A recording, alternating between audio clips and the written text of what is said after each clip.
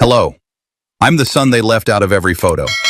The one they locked in a dog kennel for disrespecting my father, a man who ruled us with fists and silence. At his funeral, no one stood to speak, so I did. I gave a beautiful eulogy, all lies. And when it ended, the lawyer leaned in and whispered, "Congratulations. You just passed his final test." That's when everything unraveled. Why would a father torment his own son yet and then leave him everything? And what did my brother do next that nearly destroyed us all? The funeral home smelled like furniture polish and dried flowers, something artificial trying to cover rot. I'd been here almost an hour, and no one had said a word to me. Just side glances, occasional throat clearing, and a lot of looking anywhere but toward the casket. The director stood at the front, glancing between us and the printed program in his hand. We now open the floor, if anyone would like to say a few words. No one moved. Not a sound except the faint hum of the overhead lights and the distant shuffle of heels from another room. My siblings sat like wax figures, Silas with his arms folded, jaw clenched. Marlene tapping her phone under the program like no one could see. My uncles looked down into their laps like they were praying, though I knew they weren't the praying type. I looked around and realized what this was, a test. Even in death, Elias Vennet was testing us. Of course, no one would get up. Who would dare eulogize a man who ruled our home like a warden, who demanded loyalty and offered fear in return? My hands itched, not from nerves but from memory. It hit me so suddenly I could smell it. Rusty metal, urine-soaked straw, dog food in a chipped bowl. I was 8, maybe 9. My punishment for tracking dirt across the kitchen floor after baseball practice. Eat there, sleep there. Maybe then you'll learn respect. That's what he said. He made me crawl into the kennel we used for the family's German Shepherd. My plate slid in beside me like I was the animal. I could barely see through the slats, but I remember Marlene glancing my way, then pretending she hadn't. Silas didn't even look up from his homework. I spent the night in there, cold, silent, afraid to cry because I knew he was waiting for it. Even now, decades later, I felt the phantom ache of curled up limbs. The shame burrowed under my skin like a tick. I should have walked out.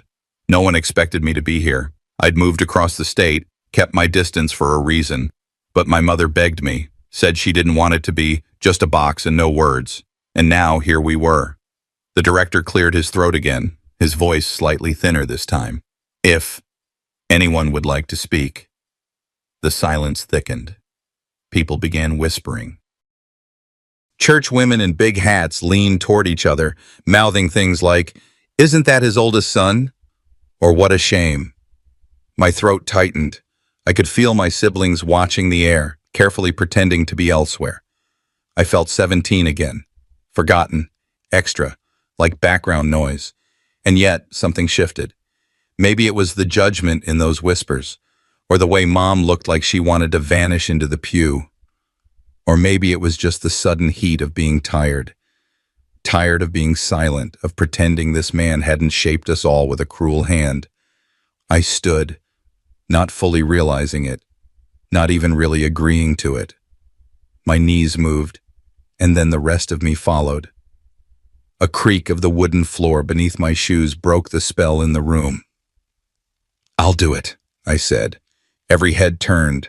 I saw the way Silas blinked like he'd been slapped. Marlene froze, mid-scroll. One of the aunts gasped. I walked slowly, past the rows of people I hadn't seen in years, their eyes wide with some mix of pity and disbelief. So many of them had known about the punishments, the outbursts, the quiet bruises left on more than just skin, and they had chosen, over and over, to say nothing. I reached the podium. The mic stood there, lifeless and expectant.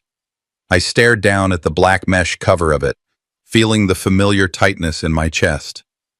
My hand hovered just above it, fingers curling. And just like that, I was back inside the kennel. The funeral home disappeared. I was a boy again, small, trapped, humiliated. My heart thudded in my ears. My fingers tingled, my mouth was dry. But this time, I wasn't crawling. This time, I wasn't obeying. I closed my fingers around the mic. I took the microphone, but the truth was, my mind was completely blank. My fingers tightened around the base, slick with nervous sweat. I looked out over the sea of faces, some familiar, others distant in more ways than one. Their expressions were unreadable, waiting, expecting, maybe hoping I'd choke. I swallowed hard and smiled, just enough to hide the tension in my jaw. I had nothing written. No notes, no prepared words, just a lifetime of silence sitting behind my ribs like a coiled spring. I want to thank you all for being here today, I began, my voice more steady than I felt. My father was a man of discipline. Pause. A few heads tilted. I continued before anyone could read too much into that. He believed in structure, in holding us to a standard. He taught us that strength wasn't about fear, but about love. I felt that one catch in my throat, but I pushed through it. In his own way, he was always there. Even when he didn't say much, we knew he cared. Marlene shifted uncomfortably. Silas glanced down at his lap. My mother stared straight ahead, her hands folded so tightly her knuckles had gone white. I didn't know where the words were coming from. They weren't mine, not really. It was like I was channeling some alternate version of our life, a version people could applaud. One where the bruises were metaphors, the yelling was just tough love, the punishments lessons we misunderstood as kids. I painted a picture of a stern but loving father, one who stayed up late to help with homework, who drove us to practice, who showed affection in silence because he didn't know how else to love. Every word was a betrayal, not of him, of myself. I looked down at the polished wood of the podium and remembered Thanksgiving years ago. I was 20, home from college, proud of a short story I'd published in the university lit mag. Mom passed it around. People smiled politely. But Dad, he stood and said, "This is what we're sending you to school for. Fairy tales? How does that feed a family, son?" I remembered the way everyone laughed, awkward, uneasy, but no one stood up for me. No one said it was cruel. Now, I looked back up and said, he always made us feel valued. A couple of women near the front dabbed their eyes with tissues. An older man nodded, smiling. Maybe he saw himself in Dad. Maybe he needed to believe that kind of man could still be loved. The more I spoke, the more they leaned in. Their expressions softened. My mother's eyes shimmered. Marlene blinked hard. Even Silas, who never missed a chance to look angry, was just staring. I kept going. Not because I believed it, but because I realized something terrifying. They wanted this story. They needed it. The congregation wasn't here for truth. They were here for comfort. And for the first time in my life, I held that power. I wasn't invisible. I wasn't the kid in the kennel anymore.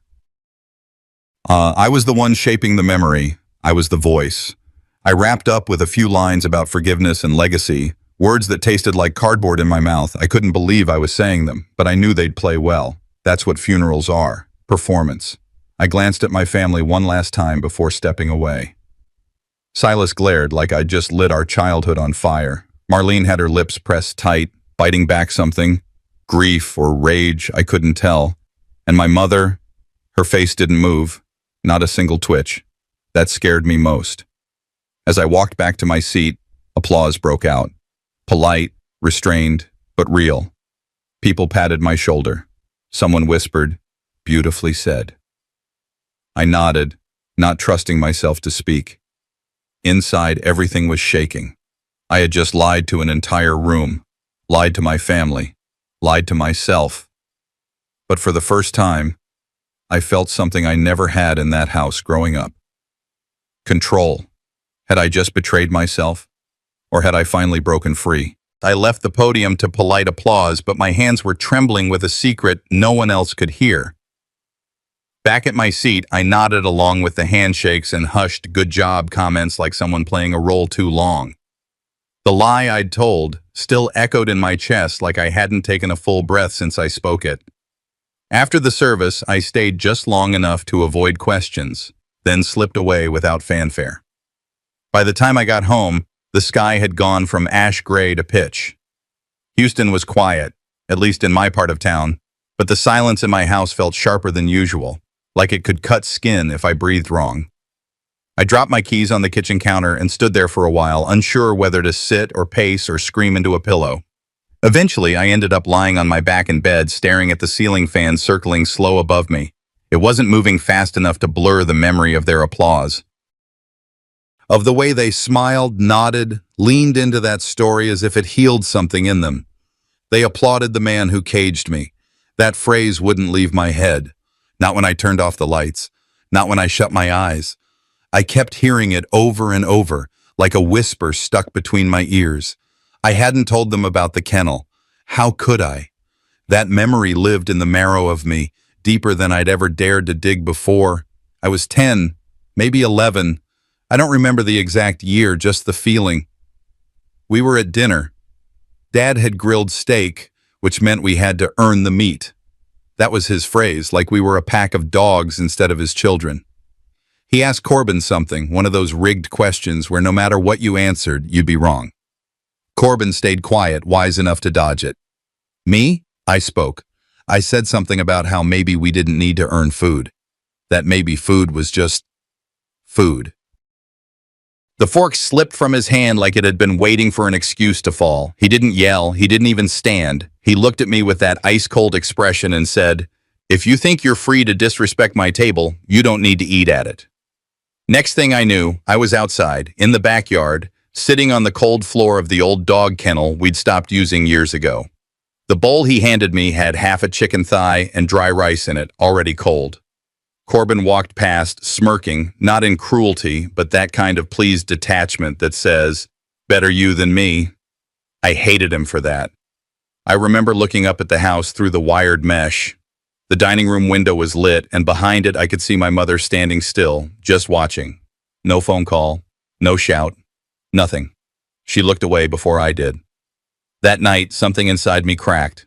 I tried to speak up, and it got me locked away like a stray. After that, I didn't speak much. At school, at home, silence became safer. Lying in bed now, that coldness crawled up my back all over again. I rolled over, stared at the digital clock blinking 1:14 a.m., and sat up. I couldn't sleep. I didn't want to. My living room light was still on, a soft amber hue glowing from the lamp beside my bookshelf. I walked in and sat on the edge of the couch, knees bouncing with nervous energy I couldn't contain. Why did I lie? Why had I stood up there and fed them a version of a man they never really knew? Was it for them, or was it for me? Maybe it wasn't about giving him a legacy. Maybe it was about giving myself a voice, even if the words weren't real. For once, they'd listened. They'd looked at me, not past me. That thought should have brought comfort. Instead, it made my stomach knot. Because if that's what it took, rewriting truth into fiction, what else had been twisted? There were things I hadn't thought about in years. Whispers behind doors. Sidelong glances between Corbin and Dad. Bits of conversation I'd overheard when I was supposed to be asleep. One in particular came back in perfect clarity. I was maybe 14. Upstairs, lying in bed, Dad and Corbin were downstairs in his study. I wasn't trying to eavesdrop, I just couldn't sleep. I remember Corbin's voice, low but sure. "Don't worry, Lazaro doesn't matter. He'll never fight back." I thought I'd imagined it, that I was half asleep, but now I wasn't so sure. What if it was always like that? What if the entire family decided I was the quiet one, the expendable one? The son who wouldn't make noise even when shoved into a cage? What if my invisibility wasn't just a side effect? It was a plan. The doorbell rang. It was soft, not urgent, but that sound at that hour cut through my thoughts like a slap. I stood, heart already pounding. I wasn't expecting anyone. I hadn't spoken to anyone since the funeral. I glanced at the clock. 1:43 a.m. Cautiously, I approached the front door and peeked through the peephole. A man stood there, tall, lean, coat buttoned all the way to his chin despite the warm night. In his hand, something white, a letter. No, an envelope. I cracked the door open. Aldous? I asked, recognizing the Venet family lawyer immediately. He smiled like someone who'd just solved a puzzle no one else knew existed. Evening, Lazaro, he said smoothly. I'm sorry to show up this late, but I thought you might want to see this sooner rather than later. He held up the envelope. My name was written in block letters across the front. I assume you recognize your father's handwriting. I didn't reach for it. Not yet. I couldn't. What is it? I asked, my voice low, wary. A letter, he replied, stepping closer. Left specifically for you. Sealed the day he revised the will. There are certain details that need your attention. My fingers finally took the envelope, but I didn't open it. Not yet. Aldous' smile widened just enough to make me uneasy. Mind if I come in? He asked, already stepping past the threshold. And Aldous stepped into my living room, carrying a sealed envelope with my name on it. He walked past me like he owned the place, calm, deliberate, pausing only to glance at the rain streaking down the windowpane as if it amused him. He placed the envelope on my coffee table with both hands as though it were something sacred. I stood still by the door, my fingers tightening around the doorknob, unsure whether I wanted to throw him out or sit and listen. You're not going to open it? He asked, settling into my armchair like we had done this a dozen times before. What the hell is this? I said, not loud but sharp. He steepled his fingers. Your father's final instructions. He left one for each child, but yours was special. I sat down slowly, the envelope still untouched between us. My name on the front, Lazaro, was written in Elias's unmistakable hand, all block letters, all power. Aldous studied me, his voice cool. He knew you'd be the last to receive yours. The final piece. The final piece of what? I asked. A faint smile pulled at the corners of his mouth. A test. Or rather, the end of one. I leaned back, heart pounding. You're saying the funeral was a test? Every moment of your childhood was, he said. Your father curated your experiences. That's a fancy way of saying he tortured us. Aldous didn't flinch. He believed control revealed character. You, Lazaro, were his most uncertain variable. So he watched, he pushed, and in the end, he gave you the stage. I shook my head, the nausea rising again. So he knew what I'd say? He suspected, Aldous said, folding one leg over the other. You were the only one who chose compassion over condemnation. That mattered to him. I laughed once, bitter and small. You're saying the lie I told earned me a gold star? No. It earned you this.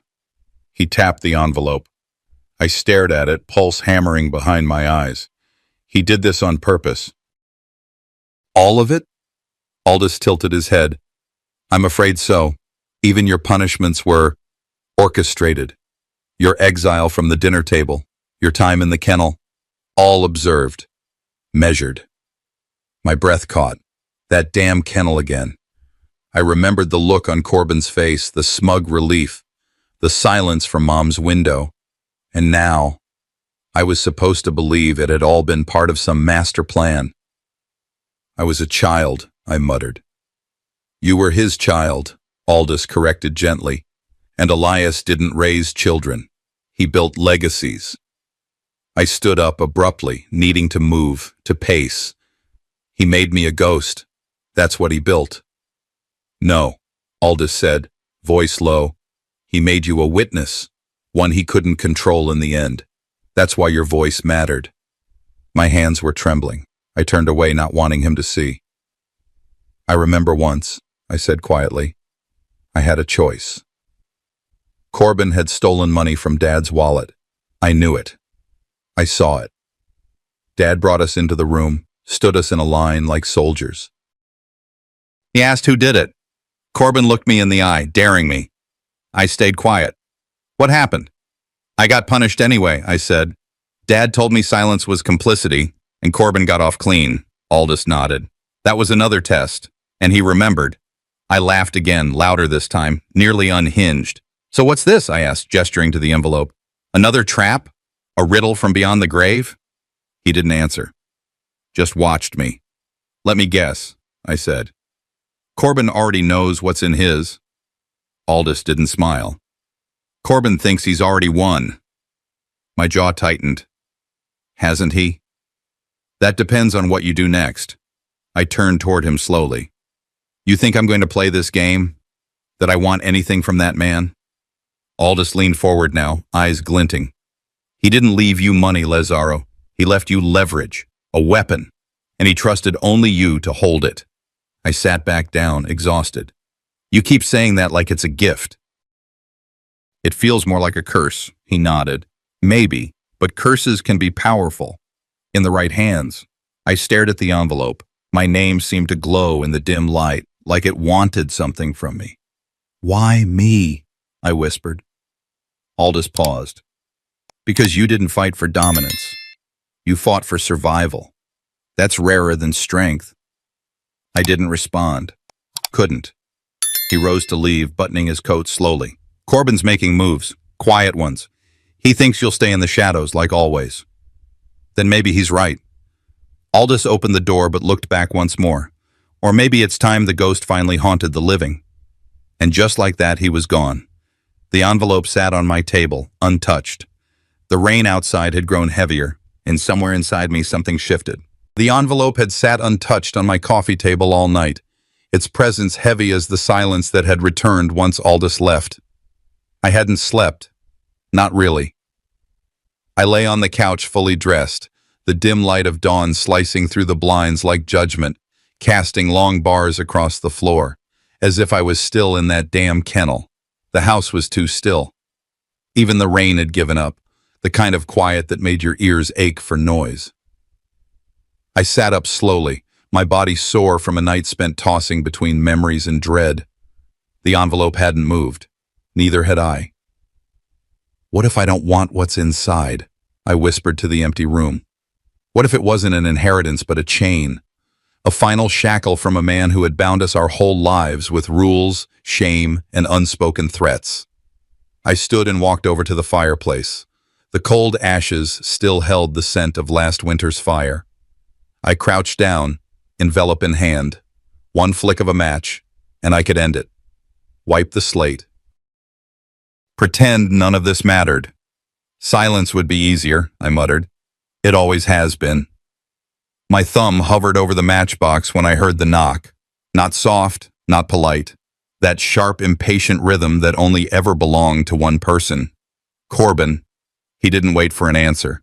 The front door creaked open, and there he was, uninvited, as always, dressed in a tailored suit too sharp for a morning visit. He walked in like the house already belonged to him. Morning, he said flatly. His eyes went straight to the envelope in my hand. So, baby brother, looks like Dad finally gave you something. I didn't respond. Corbin smirked. Don't get too comfortable. Whatever he left you, it's not real. You were just another one of his games. He stepped closer, examining the room like a realtor appraising a property. You know, when I saw you at the podium, I actually laughed. I told Nissa, look at him, playing the humble son. You had everyone fooled for a second. I held the envelope tighter. He leaned in. But we both know what you are. You didn't earn this. You got it because you were pitiful enough to tell a bedtime story over his coffin. His voice lowered, colder now. You were his experiment, Laz, not his heir. I felt my stomach twist, not from his words, but from the part of me that believed them. For years, Corbin had been the golden child, the one who knew how to nod at the right moments, lie with a smile, twist the truth into something palatable for our father. I was the odd one, too quiet, too slow to please. My mind pulled me backward, 16 years old, standing in the den. I had finally found the nerve to call Elias out, told him I was tired of playing perfect, that I wouldn't lie anymore. He slapped me so hard my lips split, and as I stumbled back I saw Corbin on the stairs, laughing. You'll never matter, he'd said. Those words had lived inside me ever since. Back in the present, I looked up at him. He had that same look, sure of himself, smug, already calculating the next step. This house won't be yours for long, he said as he turned to leave. Enjoy your little moment. He didn't slam the door. He didn't need to. I stood there, my pulse in my ears, the envelope crushed in my fist. Was he right? Was this just another trick, another layer of Elias's manipulation? I sat back down, the match forgotten. I stared at the envelope again. My name stared back. Maybe silence is what he expected. Maybe that was the final test. I slid my finger under the flap and tore it open. What I saw made me gasp. Loud, involuntary. Inside was not just a will, it was a confession. I didn't move right away. Just sat there, my fingertips trembling as I pulled the papers from the envelope, one by one. The first was crisp, thick, his monogram at the top like a final signature of control. And then the handwriting, his handwriting, sharp, angular strokes, each word penned as if carved instead of written. I could hear his voice in my head even before reading the first line. To my youngest son, the one I broke the most. If you're reading this, you survived what the others could not. I stared at that sentence for a long time. My pulse had slowed to a crawl, the weight of the words anchoring me in place. Broken. Survived. Like this was a war, and I'd somehow stumbled out alive while the rest of them bled quietly into the floorboards. The rest of the letter unspooled like poison, slow and deliberate. He admitted it outright. Every punishment, every humiliation, every calculated silence. I tested you, he wrote. Because you were the only one who still looked me in the eye afterward. The others, they learned to please. You refused to kneel. I felt the blood drain from my face. I gave you nothing in life. Now I give you everything in death. Let's see if you choke on it. It wasn't an apology. It was a final blow disguised as a gift. The will named me primary heir, not Corbin, not Nissa, not even mother. Me, the one he humiliated the most. I dropped the papers onto the table and gripped the edge with both hands. My arms were shaking. Even now, he finds a way to chain me. I was still catching my breath when the front door burst open again, slamming against the wall like a gunshot. You've got to be kidding me, Corbin barked, already halfway into the living room. I didn't have the strength to argue. He marched straight to the coffee table, his eyes catching the signature on the will. So it's true, he hissed. You actually got it. The house, the accounts, everything. I didn't answer. The words wouldn't come. You don't deserve a dime, he spat. He hated you. Always did. Then explain this, I said hoarsely, tapping the letter with my finger. Corbin laughed, bitter and dry. That's not love, Laz. That's him still pulling your strings from the grave. You think this is a reward? It's another test. His voice was rising now, pacing like a man on the edge. He knew you'd cling to anything. That's why he gave it to you. Because you were the easiest to break. I stood. Slowly. Something inside me, the part that had always curled up in silence, refused to stay down. If you try to take this from me, I said, you'll regret it. Corbin stopped pacing. Threats don't suit you, he said. You've always been the weak one. That's why he chose you. Because you'd never fight back. He stepped closer, close enough for me to see the tight fury in his eyes. You think this changes anything? I've spent years cleaning up his messes. You were never in the game.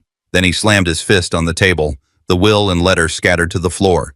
But this time, I didn't flinch. He noticed, and that scared him more than I think he expected. He pulled back, his tone colder now. If you think Dad's games are over, he said, you're wrong. He taught me everything too. With that, he turned and left, the door slamming shut behind him. I stood alone, breathing hard, chest tight. The papers lay across the floor, some folded, some crumpled, his words staring up at me from the carpet like claws. I bent down slowly, picked up the letter again, and read the last line out loud. Let's see if you choke on it. But this time I didn't feel broken. This time I saw the line not as a curse, but as a challenge. The morning sun had shifted by the time I stepped out of the house. It wasn't warm, it was sharp, like a blade pressed gently against skin. As I stood outside the downtown law office, watching my reflection in the glass doors, I whispered to myself, today, I don't walk in as a son, I walk in as a man. The receptionist gave me a polite nod and led me down the hall. The room wasn't large, but it felt tight, like every word said inside would ricochet off the walls and return louder. A long table stood at the center, with folders already laid out, coffee cups untouched. The scent of cold paper and worn leather lingered. Corbin was already there. Of course he was. He leaned back in his chair like he owned it, eyes flicking to me with that familiar smirk he used to wear when Dad would scold me in front of him. The lawyer, Mr. Kingsley, gave a courteous nod. "Thank you for coming, Lazaro. Shall we begin?" I sat down without answering. Let him speak first. Kingsley cleared his throat, adjusting his glasses. "There is one remaining clause we hadn't disclosed until now. Per your father's final directive, the designation of primary heir comes with a condition." Corbin chuckled under his breath. Kingsley continued, "Both you and your siblings must vote on whether you, Lazaro, are fit to manage the estate. A majority vote in your favor means the inheritance stands. A rejection transfers control to Corbin." My stomach nodded, but I didn't flinch. Corbin straightened, the room thickening with his confidence. "Finally," he said, "a little sanity." Nissa wasn't there, but I knew which way she'd lean. She'd never fight Corbin. Not openly, not anymore. And my mother? Silent, always. Kingsley opened a leather folder. "You'll each give your vote verbally after discussion." Corbin wasted no time. He leaned forward, elbows on the table, voice measured but laced with venom. "Let's be honest here. Laz was never meant for this. He's unstable, isolated. He's been out of the picture for years. You think Dad trusted that with the family legacy?" He turned to me, smiling like a shark. "He got the will because he played victim, because he cried at the podium." I stayed still, calm, my fingers resting on the table, nails barely touching the wood. "You've always been weak," Corbin said, "and weakness gets rewarded in a world full of guilt. But not here, not today." I thought of the kennel, the cold, the food left out of reach, the nights I curled up on that concrete floor while the others laughed from the kitchen, and still I said nothing. Kingsley looked at me. "Lazaro," I met his gaze. Then I turned to Corbin. "You think endurance is weakness," I said slowly. "You think silence is surrender. But Dad didn't punish me because I was soft. He punished me because I didn't break the way he wanted." I leaned forward, matching Corbin's posture. He tested all of us. But I was the only one who didn't become him. The room fell into an eerie quiet. I reached into my coat pocket and pulled out a smaller envelope, weathered, sealed in red wax. "This was in the box, the one Aldous gave me," I said. "It's addressed only to me and unopened." Corbin's eyes narrowed. I handed it to Kingsley. He examined the seal, nodded. "That's your father's mark. It's real." Corbin shifted in his chair. For the first time, I saw a crack in his posture. I didn't open the letter, not yet. I held it up instead, meeting his eyes. "Maybe Dad left me one last move," I said, "and I think it's the one you'll never recover from." The letter trembled in my hand, but not from fear, from anticipation. The room around me had frozen in that moment, the air too thick to breathe, every eye locked on the red wax seal like it held the verdict of a lifetime. I broke it, slowly, intentionally. The paper inside was thick, yellowed slightly with time. My father's handwriting leapt off the page, sharp, slanted strokes, unapologetically precise, just like the man himself. "To my youngest son, the one I broke the most." I stopped reading for a moment. Across the table, Corbin tilted forward, his knuckles white against the wood, trying to read my face before I read the letter aloud. He wouldn't find anything. I made sure of that. I continued. "You endured more than your siblings, because I gave you more. I chose you for the hardest path, not because I loved you less, but because I saw in you what I never had in myself, restraint." My hands clenched tighter. "Where Corbin mimicked me, you resisted. Where the others submitted, you endured. That is why you are the heir, not to my wealth, but to the mess I leave behind. I gave you nothing in life. Now I give you everything in death. Let's see if you choke on it." I folded the letter silently and placed it on the table. Corbin stood abruptly, chair screeching behind him. "This is a setup. You expect us to believe that letter? That's a joke. Kingsley remained seated, but his brow furrowed. The handwriting matches previous verified samples. The wax seal was intact. The estate acknowledges it as authentic. Corbin turned red. No, he's lying. He probably wrote that himself. You really think he was Daddy's golden boy? Please. He reached into his briefcase and pulled out a folded envelope, slapping it on the table with a self-satisfied grunt. I have one too. Found it just this morning. From Dad. Real letter, real seal. Kingsley took it carefully, adjusting his glasses as he opened it. The silence cracked with tension as he read, then flipped the page over. He held it up to the light, then leaned forward, frowning deeper. This isn't right, Kingsley muttered. What? Corbin snapped. The ink's wrong. The signature doesn't match. And this seal, it's not from our notary stamp. It's something else entirely. I watched Corbin's expression shift from anger to panic. The tide had turned, and he felt it too. Kingsley continued, This is clearly a forgery. There were murmurs from the other relatives seated near the back. Whispered words passed like wind through dry leaves. Corbin stepped back, eyes darting, the confidence leaking out of him with every breath.